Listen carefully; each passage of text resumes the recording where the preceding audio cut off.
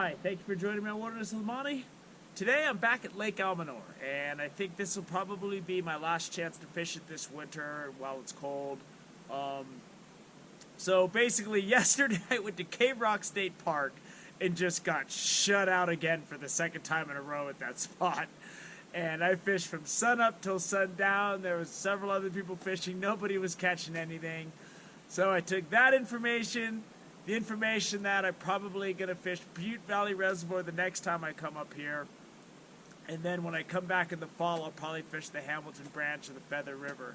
So I put all of that information into the less than supercomputer here, knocked it a couple times to get the information to flow, and spit out, go to Lake Almanor. So that's where I'm at. I just pulled off the road at this scenic area. It's not far from the Canyon Dam Recreation Area. It's just a turnoff before that if you're coming from the 395. And I've never fished on this area, but this is the bank where I caught that nice rainbow last time out of my boat. And the water out there is fairly deep. So we're gonna go see if there's fish down there right now. So let's pack it up and start hiking down. Because I don't know where I'm going, I'm just gonna follow this trail. And the lake is down there a ways. So I'm assuming this goes down. I think I'm just gonna cut straight down here. Whenever you go the first way somewhere, oftentimes it's not the best spot. It's oftentimes you go and you go, oh, I should have gone there, I should have done this. Oh, awesome, that trail intersected this trail, and this goes right down to the water. So there's the Canyon Dam Recreation Area straight across. There's the dam. And the bank over there is where I caught that trout last time off the shore. And as you can see, it's in the direct sun. I've chosen this cold, shady bank. It's really rocky, so I'm gonna have to be careful not to get snagged. But that's fine, because I'm out of the sun. If I got snow right here, I can keep the fish cold. This might not be the best place for napping, because I got my napping kit. But I think it's gonna be good. I'm setting up and I'm casting out. I'm gonna have to relocate over to the other shore. It's 1:30, I haven't got any bites, but the wind has really come up. And my poles are just getting swamped. I'm getting swamped. Good thing I'm waterproofed up, but gotta find a new spot. Successfully relocated.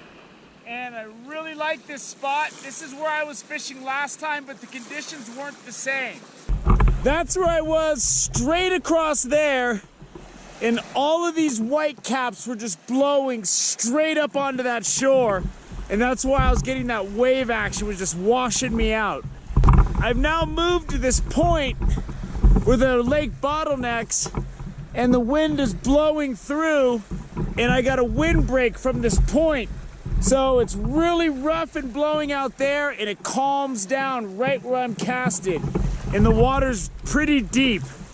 I counted down almost 30 when I threw out my slip sinker from the time it hit the water. So I probably should have come here sooner, but I didn't. But let's see if we can pick something up. After getting skunked yesterday, I want to get something. There he is. I gotta go find my net. I figured there'd be fish wrapped up in this area because of the wind. I didn't have my camera set up yet.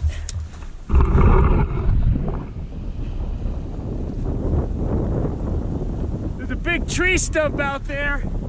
I really gotta watch out for though.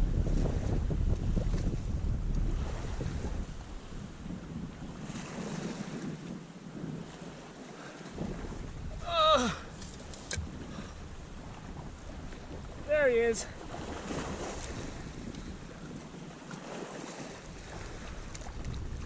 Whew.